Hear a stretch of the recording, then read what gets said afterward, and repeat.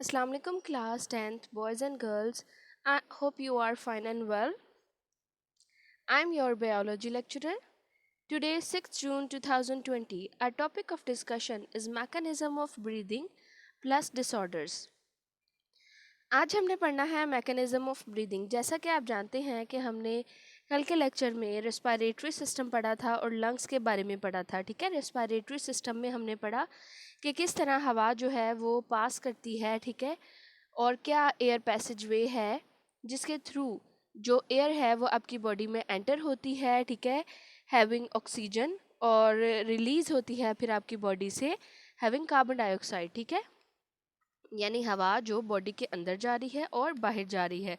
तो आज हमने उसका मैकेनिज्म पढ़ना है कि कौन से ऐसे स्टेप्स हैं, ठीक है, जो कि होते हैं ड्यूरिंग इनहेलेशन, यानी हवा जब अंदर जा रही है इनसाइड ऑफ योर बॉडी, और क्या स्टेप्स होते हैं ड्यूरिंग एक्सहेलेशन, यानी जब हवा बाहर जाती है, एग्जिट होती है आपकी बॉडी से।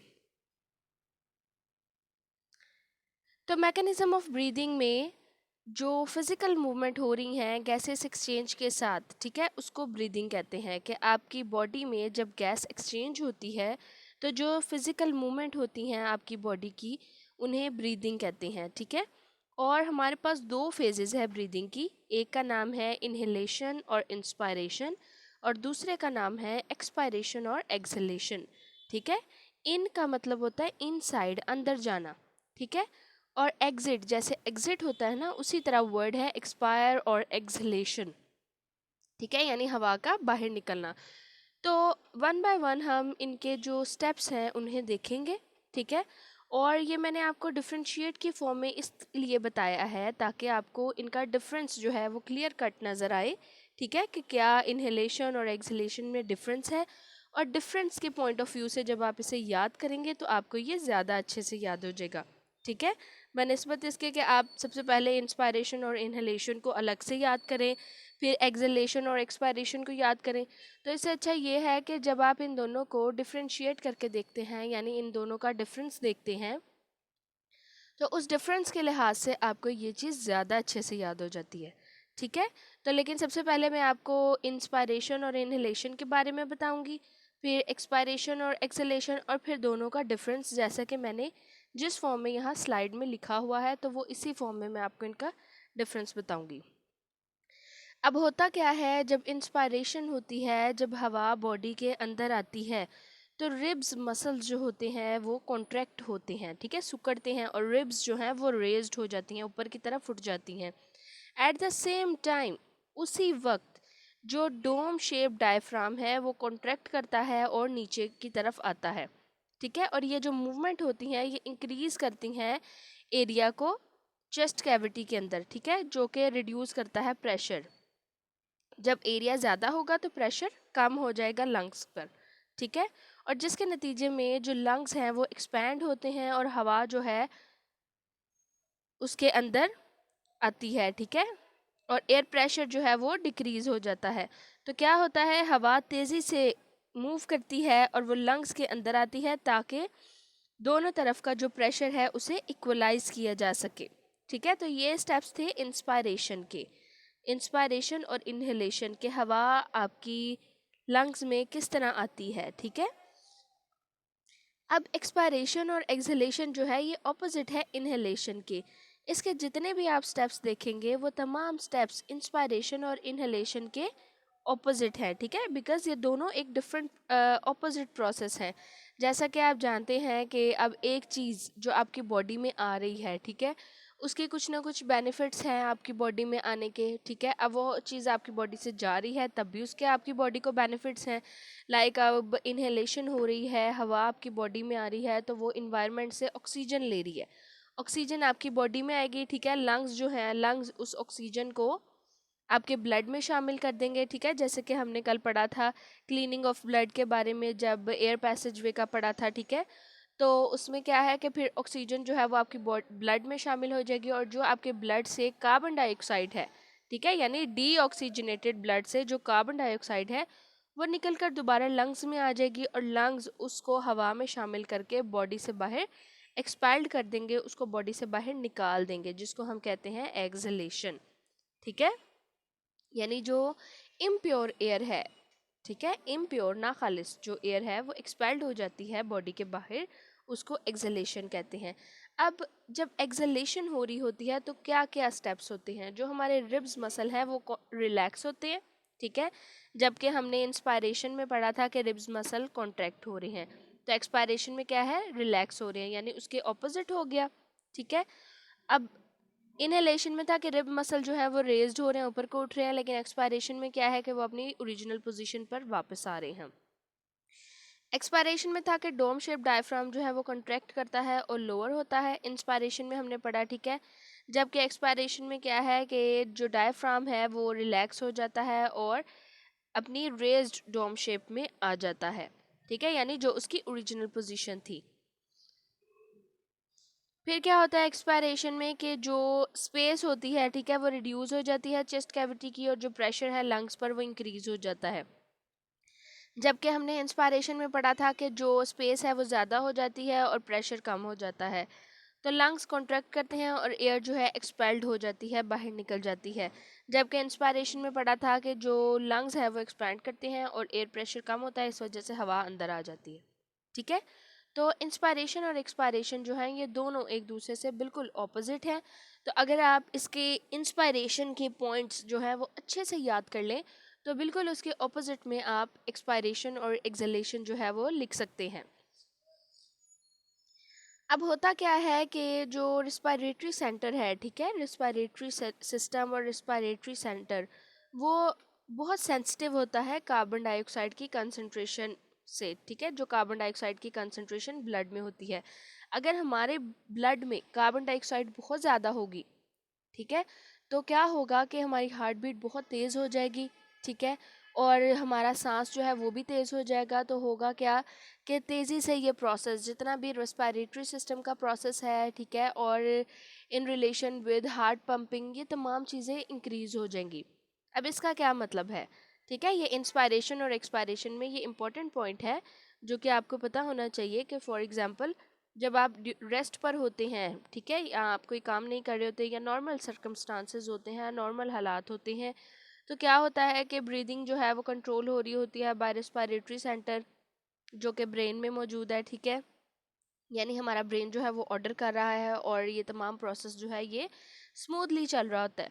लेकिन जैसे ही हम कोई हार्ड जॉब करते हैं, कोई एक्सरसाइज करते हैं, तो क्या होता है, सेलुलर रिस्पायरेशन ज़्यादा हो जाता है। सेलुलर रिस्पायरेशन ज़्यादा होने की वजह से बॉडी में कार्बन डाइऑक्साइड जो है वो भी ज़्यादा हो जाती है, ठीक है, और जब बॉडी में कार्बन डाइऑक्साइड हमारी ब्लड में ज़्यादा हो जाती है तो उसकी वजह से रिस्पायरेटरी सेंटर जो ब्रेन में मौजूद है वो कहता है कि जल्दी से वो मैसेज भेजता है रिब्स मसल को और डायफ्राम को कि वो इंक्रीज़ करे रेट ऑफ ब्रीदिंग को, ठीक है। तो जब रेट ऑफ ब्रीदिंग इंक्रीज़ होती है तो जो ब्लड प्रेशर है वो भी इंक्रीज़ हो जाता है, ठीक है। अब होता क्या है कि जो हमारी ब्रीदिंग है, ह्यूमन ब्रीदिंग, ठीक है, वो रेस्ट पर 16 to 20 टाइम्स पर मिनट है, ठीक है, नॉर्मल सर्कमस्टांसेस पे।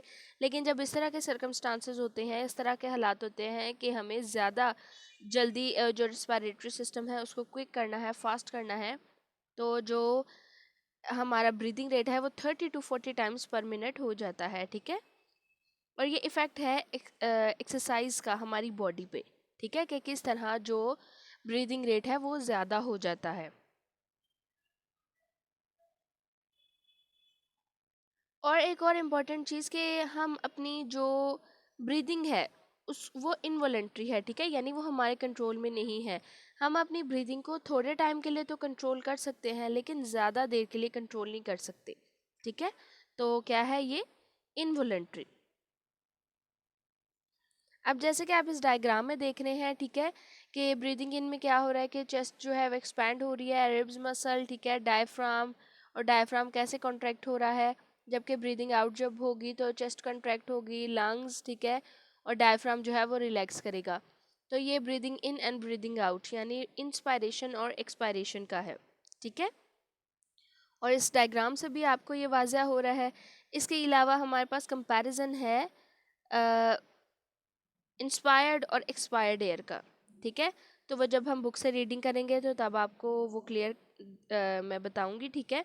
लाइक जो अमाउंट है ऑक्सीजन की, कार्बन डाइऑक्साइड की, नाइट्रोजन की, water vapours, dust particle, temperature कि जब हवा हमारी बॉडी में जाती है तो इनकी क्या रेशोज़ हैं, और जब हमारी बॉडी से बाहर निकलती है तो इनकी क्या परसेंटेज है, क्या इनकी रेशोज़ निकलती हैं। ठीक है।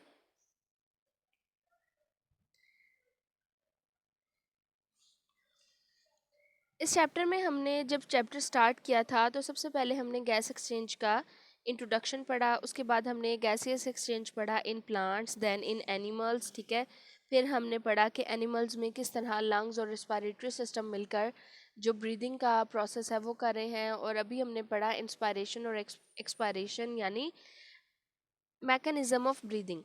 तो अब कुछ रिस्पायरेटरी डिसऑर्डर्स हैं। ठीक है। यानी जब हम हमारा जो रिस्पायरेटरी सिस्टम है उसमें उसमें कुछ डिसऑर्डर्स आ जाते हैं। ठीक है। तो वो कौन से डिसऑर्डर्स हैं? Bronchitis, emphysema, pneumonia, asthma, lung cancer. ठीक है। तो आज हम जिनकी डिटेल पढ़ेंगे वो ब्रोंकाइटिस और एम्फाइसीमा है। ठीक है। निमोनिया, एस्थमा और लंग कैंसर इनकी डिटेल हम कल पढ़ेंगे। रिस्पायरेटरी डिसऑर्डर्स होते क्या हैं?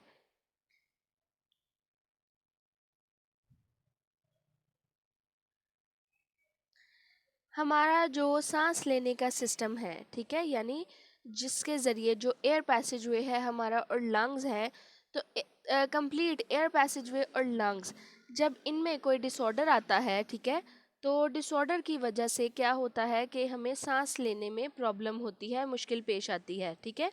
तो इसे हम कहते हैं रिस्पायरेटरी डिसऑर्डर्स। तो सबसे पहले है ब्रोंकाइटिस। अब ब्रोंकाइटिस में ये जो लास्ट में आइटिस का वर्ड यूज होता है, आइटिस। आइटिस का मतलब होता है इन्फ्लेमेशन, सूजन होना। ठीक है। और उसके आगे है ब्रोंकाई। ब्रोंकाई मतलब कि ब्रोंकाई और ब्रोंक्यूल्स दोनों में से किसी में जब इन्फ्लेमेशन हो जाती है, वो सूज जाती है, स्वेल हो जाती है और उसकी वजह से सांस लेने में मुश्किल पेश आती है, तो उस बीमारी को कहते हैं ब्रोंकाइटिस। अब ब्रोंकाइटिस जो है वो उसका क्या इफ़ेक्ट है हमारी बॉडी पे? जब ब्रोंकाइटिस होता है तो बहुत ज़्यादा सिक्रीशन होती है म्यूकस की ट्यूब्स के अंदर। ठीक है। जिसकी वजह से स्वेलिंग हो जाती है और हमारी जो ट्यूब्स हैं, ठीक है, वो नैरो हो जाती हैं। ठीक है। और ये किस वजह से होती है? ये इसका कॉज है वायरस और बैक्टीरिया का एक्सपोजर और कोई भी chemical irritant like tobacco smoke, यानी वो लोग जो सिगरेट पीते हैं, सिगरेट के धुएं की वजह से, या जो उस जगह पर मौजूद होते हैं जब कोई और सिगरेट पी रहा होता है, तो क्या होता है उस धुएं की वजह से जो ब्रोंकाइटिस है वो बीमारी हो जाती है, आपको रिस्पायरेटरी डिसऑर्डर हो जाता है। ठीक है। रिस्पायरेटरी डिसऑर्डर जो ब्रोंकाइटिस है, ब्रोंकाइटिस की दो मेजर टाइप्स हैं, acute bronchitis and chronic bronchitis. ठीक है। एक्यूट ब्रोंकाइटिस जो होता है ये टेम्परेरी होता है और ये अचानक से हो जाता है और तकरीबन ये 2 हफ्तों तक रहता है और पेशेंट जो है वो रिकवर हो जाता है और कोई भी परमानेंट डैमेज नहीं होता ब्रोंकाई और ब्रोंक्यूल्स में। ठीक है। यानी इसका जब ट्रीटमेंट किया जाता है तो ये फुली क्योर हो जाता है। जबकि क्रोनिक ब्रोंकाइटिस, क्रोनिक का मतलब है ऐसी बीमारी जो बहुत पुरानी है। ठीक है। तो जिस भी डिजीज़ के साथ क्रोनिक का वर्ड लिखा जाएगा तो इट मीन्स कि वो डिजीज़ बहुत ही पुरानी है। तो क्रोनिक ब्रोंकाइटिस में क्या होता है कि ये जो इन्फ्लेमेशन थी ये बहुत देर से चलती आ रही है। ठीक है। और इसको ये तकरीबन 3 माह से 2 साल तक रह सकती है आपकी बॉडी में। ठीक है। और अगर हम इसका ट्रीटमेंट भी करवाएंगे तो ये कोई ना कोई परमानेंट डैमेज ज़रूर करेगी। ठीक है। कम्प्लीटली क्योर नहीं होगी। इनके सिम्टम्स हैं कफ, ठीक है, खांसी आती है, माइल्ड वीजिंग, फीवर, चिल्स, कपकपी होती है, शॉर्टनेस ऑफ ब्रेथ, सांस नहीं लिया जाता, specially when doing hard job, जब कोई हम सख्त काम कर रहे हों। ठीक है।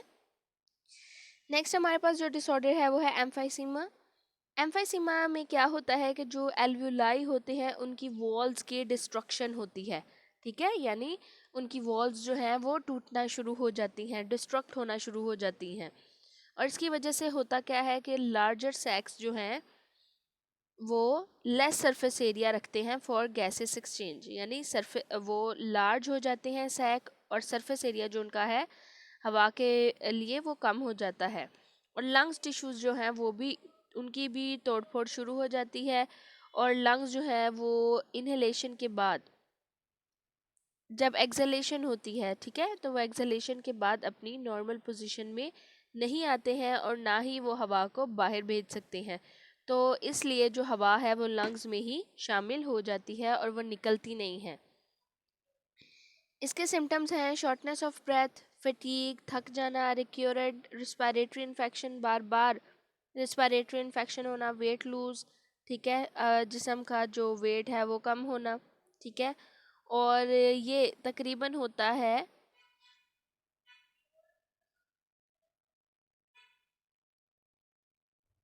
जब ये सिम्टम्स जो अपीयर होते हैं तकरीबन 50 to 70% जो लंग टिश्यूज़ हैं वो ख़त्म हो चुके होते हैं, वो टूट चुके होते हैं, ठीक है, जब ये सिम्टम्स अपीयर होते हैं।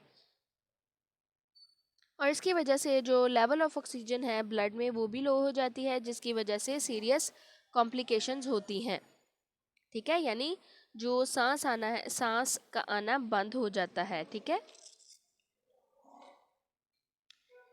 Okay class, now take out your page 7, page number 7 निकालें।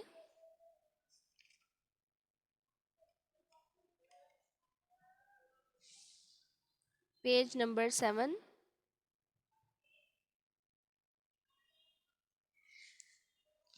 इसके रीडिंग से पहले मैं आपको एक बात बता दूं कि अब हम हमारा जो चैप्टर नंबर 10 है उसका सिर्फ एक टॉपिक रह गया है, ठीक है, जो कि इंशाल्लाह आपका लेक्चर होगा मेरे साथ थर्सडे को, ठीक है। और उसके बाद फ्राइडे और सैटरडे ये 2 दिन जो है ये आपका टेस्ट होगा हाफ हाफ चैप्टर का, ठीक है। तो वो मैं आपको बता दूंगी कि वो आपका आपने कितना वो टेस्ट करना है, ठीक है, यानी जो डिवीजन होगी चैप्टर की तो वो आपको बता दूंगी कि फ़र्स्ट हाफ जो है वो कितना है, उसका टेस्ट आपका होगा फ्राइडे को, ठीक है। और जो सैटरडे है, सैटरडे को भी आपका टेस्ट होगा, ठीक है, इसके नेक्स्ट हाफ का। जैसा कि आप जानते हैं कि मेरा आपके साथ लेक्चर जो है वो वीक के लास्ट 3 डेज होता है, ठीक है। तो इसलिए हमने जो टेस्ट है वो नेक्स्ट वीक में फ्राइडे और सैटरडे 2 दिन आपका टेस्ट है ये हाफ हाफ चैप्टर का, ठीक है, जिसका सिलेबस मैं आपको थर्सडे को बता दूंगी।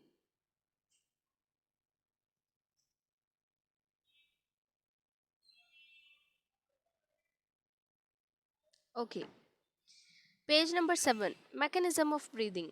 The physical movement associated with gaseous exchange are called breathing. There are two phases of breathing, that is inhalation and exhalation.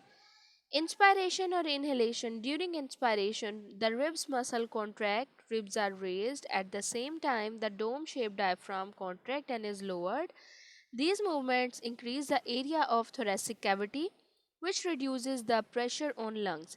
As a result, lungs expand and the air pressure within them also decreased. The air from the outside rushes into the lungs to equalize the pressure on both sides. Next है expiration और acceleration, इसके आगे आप bracket में लिखें opposite to inhalation, ठीक है।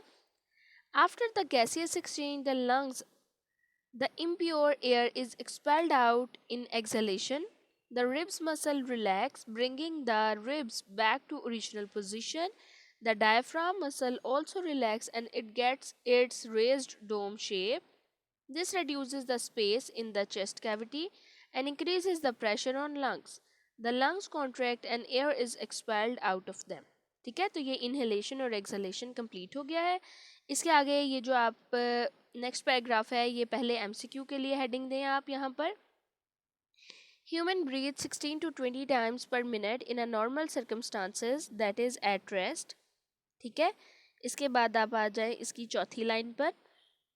The respiratory center is sensitive to the blood concentration of carbon dioxide in the blood. ये एमसीक्यू है, ठीक है। इसके आगे आप हेडिंग दें effect of exercise on human body और रेस्पिरेटरी सिस्टम, कि ह्यूमन बॉडी पर क्या इफेक्ट होता है एक्सरसाइज का, ठीक है, या रेस्पिरेटरी सिस्टम पर क्या इफेक्ट होता है। When we do exercise or some hard job, our muscle cells carry out cellular respiration at greater rate. It results in the production of more carbon dioxide, which is released in the blood. This greater than normal concentration of carbon dioxide stimulate the respiratory center of brain. The respiratory center sends messages to the ribs muscle and diaphragm to increase the rate of breathing so that excess carbon dioxide present in the blood can be removed out of the body. During exercise or other hard physical work, the breathing rate may increase up to 30 to 40 times पर minute. ठीक है, तो ये जो last line है ये MCQ के लिए भी इम्पॉर्टेंट है.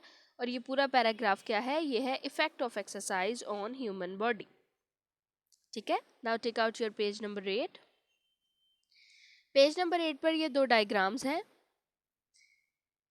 इनहेलेशन और एक्सहेलेशन की. ठीक है, तो ये डायग्राम्स जो हैं ये आपने बनानी है अपनी नीट नोटबुक पर.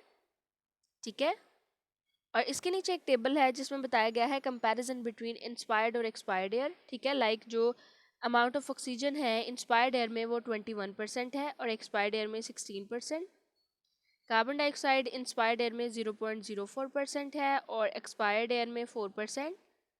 नाइट्रोजन 79% है इंस्पायर्ड में और एक्सपायर्ड में भी 79 है. वाटर वेपर्स जो हैं वो इंस्पायर्ड एयर में वेरिएबल हैं जबकि एक्सपायर्ड एयर में सैचुरेटेड है. डस्ट पार्टिकल जो है वो इंस्पायर्ड एयर में वेरिएबल्स हैं. ठीक है, और एक्सपायर्ड एयर में almost none. Temperature inspired air का वेरिएबल होता है लेकिन एक्सपायर्ड एयर का almost equal to the body temperature. जैसे कि कल भी मैंने आपको बताया था कि जब हवा मुंह से या नाक से बाहर निकलती है तो वो थोड़ी गर्म होती है. इसकी वजह यह है कि वो उसने बॉडी से निकली है. ठीक है, तो बॉडी टेम्परेचर के अकॉर्डिंग वो होगी. नेक्स्ट है respiratory disorders. Take out your page 11. There are a number of respiratory disorders which affect the people. यहाँ तक अंडरलाइन करें. इसके बाद पहला डिसऑर्डर है ब्रोंकाइटिस. तो पहले है ब्रोंकाइटिस की definition. Bronchitis is the inflammation of bronchi और ब्रोंक्यूल्स. नेक्स्ट आप हेडिंग दें इफेक्ट की. It results in excessive secretion of mucus into tubes leading to swelling of tubular wall and narrowing of tubes. अब heading they cause की. It is caused by viruses, bacteria or exposure to the chemical irritant, for example tobacco smoke. और इसके साथ ये जो diagram है normal bronchi की और इन्फ्लेम्ड ब्रोंकाई की, ये भी डायग्राम आपने नीट नोटबुक पर बनानी है. नेक्स्ट पेज पर आ जाएं, पेज नंबर 12. इस पर हेडिंग दें types. There are two major types of bronchitis, that is acute and chronic bronchitis. ये मोस्ट इंपॉर्टेंट शॉर्ट क्वेश्चन है. ठीक है, एक्यूट एंड क्रॉनिक ब्रोंकाइटिस का, और ये बोर्ड में भी रिपीटेड है. ठीक है, acute bronchitis usually lasts about 2 weeks and patient recover with no permanent damage to the bronchi or bronchioles. In chronic bronchitis, the bronchi develop into chronic inflammation. It, it usually lasts for 3 months to 2 years. Next आपने heading देनी है symptoms की. Symptoms of bronchitis include cough, mild wheezing, fever, chills and shortness of breath, especially when doing hard job. इसके front पर एक box है जो कि एमसीक्यू के लिए इम्पॉर्टेंट है. The majority of people diagnosed with chronic bronchitis are 45 years of the age older. यानी जिनको क्रॉनिक ब्रोंकाइटिस होती है उनकी उम्र तकरीबन 45 साल होती है. ठीक है, नेक्स्ट डिसऑर्डर है आपका एम्फाइसीमा. पहले है एम्फाइसीमा की definition. Emphysema is the destruction of walls of alveoli. Then आप हेडिंग दें इफेक्ट की. It results in larger sac but with less surface area for gaseous exchange. As lung tissues break down, the lungs do not come back to original shape after exhalation, so air cannot be pushed out and is trapped into the lungs. ये effect है कि emphysema से क्या effect होता है आपके lungs पर.